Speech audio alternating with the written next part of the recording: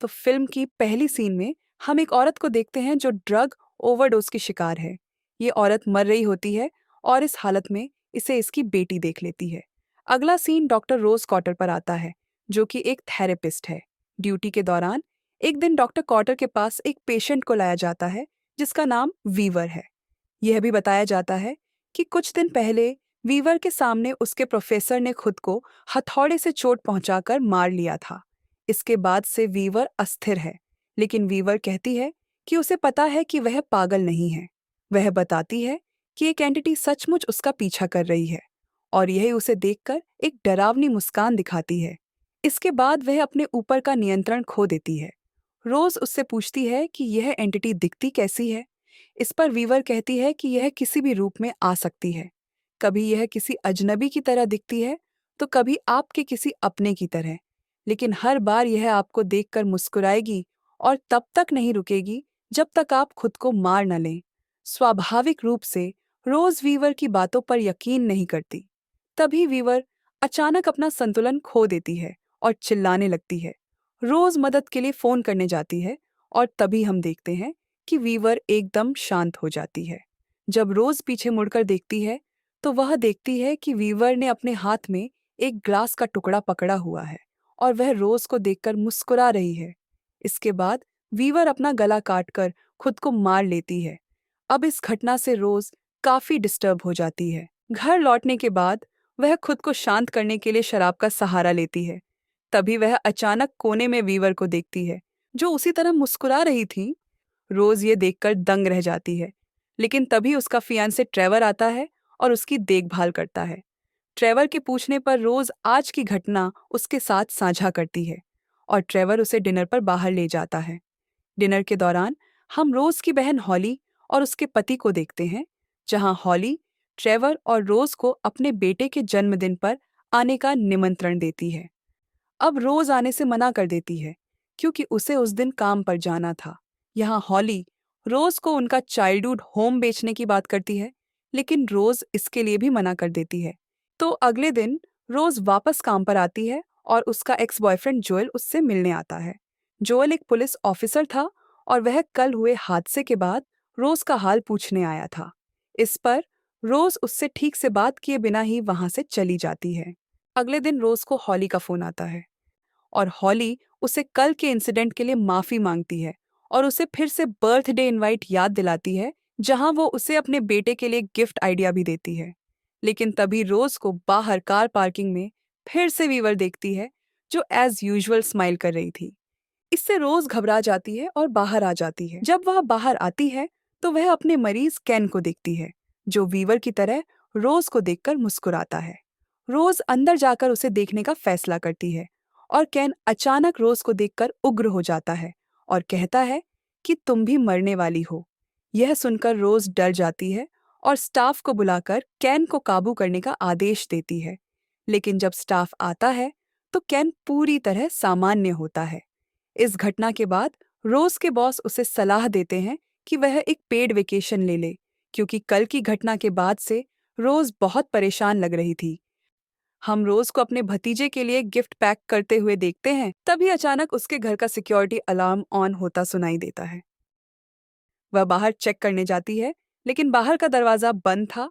इसके बाद रोज नोटिस करती है कि पीछे का दरवाजा किसी ने खुला छोड़ रखा था और वह काफी डरने लगती है।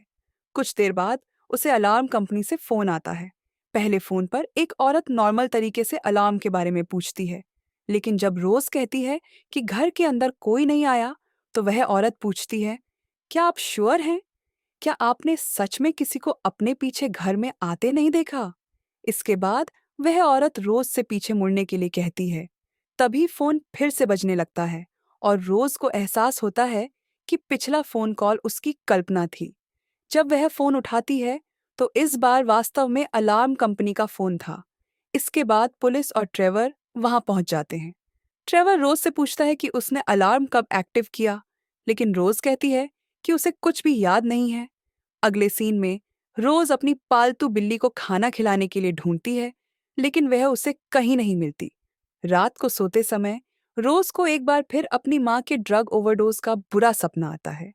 इसके बाद वह वीवर के हादसे वाले दिन की रिकॉर्डिंग सुनने लगती है।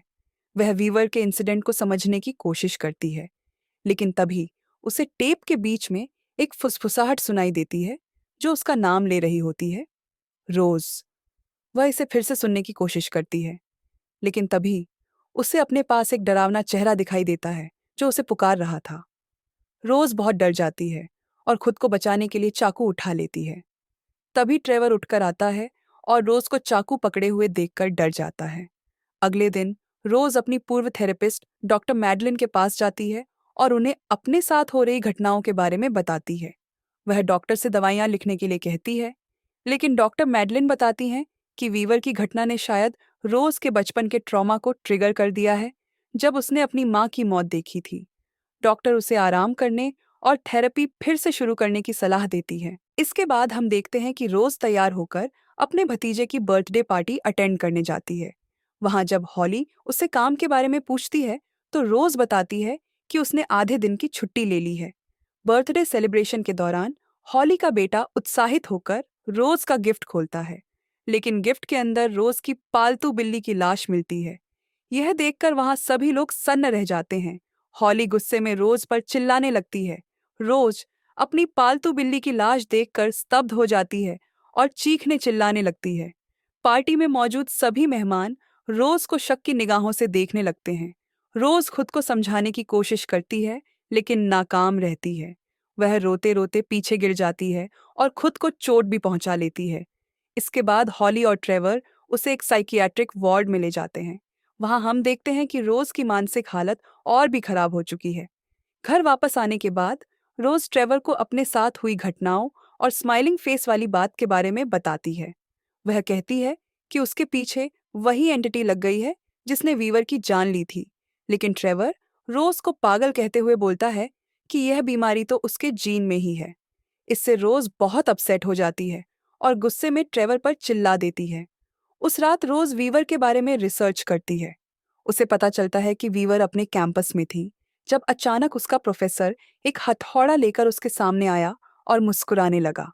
इसके बाद उसने वीवर के सामने ही खुद को हथौड़े से मारकर अपनी जान ले ली। ये सब पढ़ते हुए रोज को फिर से कुछ फुसफुसाहट सुनाई देती है जो उसका नाम रोज पुकार रही थी। फिर वह अपनी माँ की आत्मा को कमरे में दाखिल होते हुए देखती है। रोज की माँ उससे मदद मांगती हुई दिखाई देती है, लेकिन रोज इस एंटिटी को नजरअंदाज करते हुए सो जाती है। अगले दिन रोज वीवर के प्रोफेसर के घर जाती है ताकि वह इस घटना की जड़ तक पहुंच सके। वहां वह प्रोफेसर की पत्नी से मिलती है और खुद को एक रिपोर्टर बताती है। प्रोफेसर की पत्नी उसे बताती है कि उनके पति की हालत अचानक खराब होने लगी थी। वह अपने आप से बातें करते थे और अक्सर देर रात चीखते चिल्लाते हुए उठते थे। वह कहते थे कि उन्हें एक शैतान दिखता है जो मुस्कुराता है, और यह मुस्कान उन्हें पागल बना रही थी। इसके बाद प्रोफेसर की पत्नी रोज को प्रोफेसर की कुछ पेंटिंग्स दिखाती है। इन पेंटिंग्स में उन्होंने उस एंटिटी को चित्रित किया था। ये पेंटिंग्स बहुत डरावनी थीं, जिनमें एक ऐसा चेहरा था जो मास्क की तरह बदल रहा था। वहां रोज को एक आदमी की ड्राइंग भी दिखती है जो प्रोफेसर का भाई था। इस भाई की मौत 20 साल पहले एक दुर्घटना में हो गई थी। ड्राइंग से यह स्पष्ट था कि एंटिटी कभी-कभी प्रोफेसर को उनके भाई के रूप में दिखती थी। रोज को पता चलता है कि प्रोफेसर के साथ यह घटनाएं तब शुरू हुईं जब उसने एक कॉन्फ्रेंस अटेंड की थी। वहां उसके सामने ही एक महिला ने खुद को मार लिया था। रोज उस महिला का नाम पूछती है, लेकिन प्रोफेसर की पत्नी को समझ आ जाता है कि रोज कोई रिपोर्टर नहीं है। वह उसे घर से बाहर निकाल देती है। इस मामले की तह तक जाने के लिए रोज अपने एक्स बॉयफ्रेंड जोएल के पास जाती है, जो पुलिस अफसर था। जोएल और रोज मिलकर पता लगाते हैं कि जिस महिला ने खुद को मारा था, उसने भी पहले एक आदमी को हाईवे पर मृत देखा था। जोएल उस हाईवे का सिक्योरिटी फुटेज चेक करता है और पता चलता है कि वह आदमी मरने से पहले मुस्कुरा रहा था। सारे फुटेज के प्रिंट आउट लेकर रोज तुरंत अपने मंगेतर ट्रेवर के पास जाती है, लेकिन वहां ट्रेवर ने पहले ही डॉक्टर मैडलीन को बुलाया हुआ था। ट्रेवर और डॉक्टर मैडलीन रोज से बात करने की कोशिश करते हैं, लेकिन रोज उन्हें भला बुरा कहकर वहां से चली जाती है। इसके बाद रोज अपनी बहन हॉली से मिलने जाती है। हॉली उसकी कहानी सुनने और उसके सबूत देखने से इनकार कर देती है। यहाँ यह भी पता चलता है कि बचपन में हॉली ने रोज को उनकी मानसिक रूप से बीमार माँ के साथ अकेला छोड़ दिया था और घर से भाग गई थी। हॉली के घर से निकाले जाने के बाद रोज पूरी तरह टूट जाती है। वह अपनी कार में बैठकर जोर जोर से चिल्लाने और रोने लगती है। यह सब हॉली का बेटा खिड़की से देखता है और डर जाता है। अगले दृश्य में रोज की मानसिक स्थिति और भी बिगड़ती नजर आती है। उसी दौरान रोज को जोएल का फोन आता है। जोएल उसे बताता है कि उसने स्माइल से जुड़े कुल 20 केस ट्रैक किए हैं। हर केस में एक व्यक्ति ने दूसरे व्यक्ति को अपनी जान लेते हुए देखा और कुछ समय बाद खुद को मार डाला। हालांकि इन सब में सिर्फ एक ऐसा व्यक्ति है जिसने इस चक्र को तोड़ दिया था। वह व्यक्ति अभी भी जीवित है क्योंकि उसने खुद को मारने के बजाय किसी और को मार डाला था। रोज और जोएल उस व्यक्ति रॉबर्ट से मिलने जेल जाते हैं। रॉबर्ट रोज को बताता है कि यह एंटिटी लोगों के ट्रॉमा पर निर्भर करती है और इसे जिंदा रहने के लिए ट्रॉमा चाहिए। उसने खुद को बचाने के लिए अपने पड़ोसी को मार दिया था। इस वजह से कर्स उसकी पड़ोसी की पत्नी पर चला गया, जिसने अपने पति को मरते हुए देखा था। रॉबर्ट कहता है कि अगर रोज को बचना है तो उसे भी किसी और को मारना होगा। यह सुनकर रोज को गहरा झटका लगता है। वह घर लौट आती है क्योंकि वह किसी और को नुकसान नहीं पहुंचाना चाहती। घर लौटने पर डॉक्टर मैडलिन उससे मिलने आती हैं। वे रोज से माफी मांगती हैं और कहती हैं कि अगर वह उन्हें अंदर आने नहीं देगी तो वे अथॉरिटीज को फोन करके उसे मानसिक रूप से अक्षम घोषित करवा सकती हैं। मजबूर होकर रोज उन्हें अंदर आने देती है। रोज डॉक्टर मैडलिन को बताती है कि उसकी पूरी फैमिली ने उसे अकेला छोड़ दिया है। तभी अचानक रोज का फोन बजता है। यह फोन असली डॉक्टर मैडलिन का था, जो उससे पिछले दिन अचानक घर आने के लिए माफी मांग रही थी। रोज को एहसास होता है कि उसके सामने खड़ी डॉक्टर मैडलिन असली नहीं है। यह डॉक्टर अचानक एक भयानक रूप ले लेती है। यह एंटिटी स्माइल करते हुए रोज से कहती है, तुम्हारा वक्त आ गया है। इसके बाद एंटिटी धीरे धीरे रोज की तरफ बढ़ने लगती है। डर और चीख पुकार के साथ रोज किसी तरह खुद को बचाने की कोशिश करती है। इसके बाद रोज खुद को हॉस्पिटल में पाती है। वह कहती है कि उसे अपने ऑफिस से कुछ सामान लेना है। वहां वह किन के कमरे में जाती है और एक चाकू से किन पर हमला कर देती है। सभी सहकर्मी और बॉस यह देखकर शॉक्ड हो जाते हैं, लेकिन अचानक यह दृश्य बदल जाता है। रोज को एहसास होता है कि यह सब सिर्फ उसकी कल्पना थी। वह कार में बैठी रो रही होती है। तभी उसका बॉस उससे मिलने आता है, लेकिन रोज को अपने बॉस में वही स्माइलिंग एंटिटी दिखाई देती है। वह वहां से भाग निकलती है। भागते भागते उसे जोएल का फोन आता है। जोएल उसे बताता है कि पुलिस ने उसे पकड़ने के लिए अलर्ट जारी कर दिया है। रोज जोएल से कहती है कि वह समझ चुकी है कि यह एंटिटी क्या चाहती है। यह ट्रॉमा को आगे बढ़ाने के लिए उसकी मौत को किसी और के सामने कराना चाहती है। लेकिन रोज फैसला करती है कि वह ऐसा नहीं होने देगी। वह कहती है कि खुद को अकेले रखने से यह चक्र टूट जाएगा और एंटिटी को उसकी मौत देखने वाला कोई नहीं मिलेगा। रोज अपने बचपन के घर में लौटती है। वहां पहुंचकर वह खिड़कियां और दरवाजे बंद कर लेती है ताकि वह पूरी तरह अकेली रहे। एक फ्लैशबैक के जरिए हमें पता चलता है कि जब रोज की मां ने ड्रग ओवरडोज से खुद को मारने की कोशिश की थी तो 10 साल की रोज वहां पहुंची थी। उनकी मां उस समय जीवित थीं और उन्होंने रोज से मदद मांगी थी, लेकिन अपनी मां के दुर्व्यवहार से परेशान रोज ने उन्हें मरने के लिए छोड़ दिया और वहां से भाग गई।